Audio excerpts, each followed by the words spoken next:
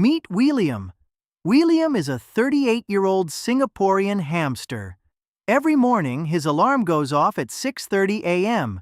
He squeezes into the MRT, grabs his $1.50 copio, and sits at his desk to run on a wheel from 9 to 5, or realistically, 9 to 7. Lately, William has been looking out the office window, staring at the Marina Bay skyline and asking himself a heavy question. Am I going to be trapped on this wheel forever? Is it too late for me to escape? If you are in your late 30s or even 40s and you're feeling the exact same burnout, this video is for you. Today we're going to look at why so many of us got stuck in this trap, why you are not a failure for not being financially savvy earlier, and exactly what practical steps you can take starting today to break free. Because spoiler alert, it is absolutely not too late. To understand why William is stuck, we have to look at the programming we received growing up. For the longest time, the old Singaporean dream was simple, linear, and heavily drummed into us by our well-meaning parents. It went like this: study hard, get into a good local university, secure a stable corporate job, climb that ladder blindly, and collect the 5 C's. And what were we told to do with our money? Just save it in the bank. Don't play with the stock market. Very dangerous. Later lose everything. So during his 20s, William did exactly that. He put his head down, worked 60-hour weeks chasing that next promotion, and left his hard-earned money sitting in a basic savings account earning 0.05% interest. He thought he was doing the responsible thing. He didn't know anything about investing because it wasn't taught in school, and it wasn't talked about at the dinner table. But then, life happens. You hit your late 30s. You look at your bank account. Then you look at the price of property, the cost of raising kids, the price of everyday groceries, and you realize the math isn't adding up. Chasing the corporate ladder blindly didn't buy freedom. It just bought a bigger wheel. It's a scary realization when you admit to yourself, I am not financially savvy. You might feel a sense of regret. If only I started investing at 22, I'd be a millionaire by now. If you're feeling that guilt, take a deep breath and let it go. The financial landscape 15 years ago wasn't what it is today. We didn't have low-cost robo-advisors or financial literacy YouTube or TikToks. You did the best you could with the knowledge you had. But remember this, not knowing yesterday is an explanation. Not learning today is an excuse. It is never too late to learn.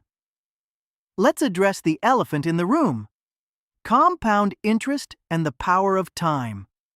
When you start early, even small amounts of money snowball into massive wealth because your interest earns interest, which earns more interest. If hamster A starts investing just $500 a month at age 25, assuming an 8% annual return, by the time he's 65, he will have around $1.7 million. But what about our friend William, who is starting at 38? If he invests that same $500 a month until 65, he will end up with around $570,000. Time is a leverage. And when you start late, you have less leverage. That is the hard truth. But does that mean William should just give up, lie down, and accept the 9-to-5 grind until he dies? Absolutely not. Since we can't build a time machine, we have to change our strategy. If you are starting in your late 30s, you actually have a few massive advantages that a 22-year-old doesn't have. You have higher earning power, more emotional maturity, and less desire to waste money on useless things. Here is what we do to supercharge our escape from the wheel. Step 1. Weaponize your higher income.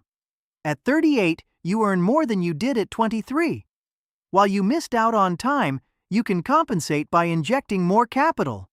Instead of investing $500 a month, look at your budget, cut the lifestyle inflation, and aim to invest $1,500 or $2,000 a month. Heavy injections of cash early on can aggressively narrow the gap. Step 2. Optimize the Singaporean safety net. As a Singaporean, you have a secret weapon, CPF. Look into the CPF ordinary account to special account, OA to SA transfer, or top up your SA with cash to hit the full retirement sum early. Your SA earns a guaranteed risk-free 4% to 5% interest. Compounding that risk-free is a massive head start for late bloomers. Step 3. Keep it simple and low cost. Do not try to make up for lost time by taking crazy risks. Don't dump your life savings into penny stocks or speculative crypto because you need to catch up. That's how you lose everything. Stick to broad market, low-cost ETFs that track the global economy or the S&P 500. Let the market do the heavy lifting safely. We understand at first it can be overwhelming. Walk with William on a financial journey and learn together. Escaping the 9-to-5 doesn't mean you have to become a multi-millionaire by next Tuesday. Sometimes, financial literacy just buys you flexibility. It buys you the ability to transition to a lower-stress job, start a passion business, or work part-time without worrying about next month's bills. The best time to start investing was yesterday. The second best time? It's right now. William realized he isn't trapped. The door to the cage was never locked. He just needed to learn how to walk through it.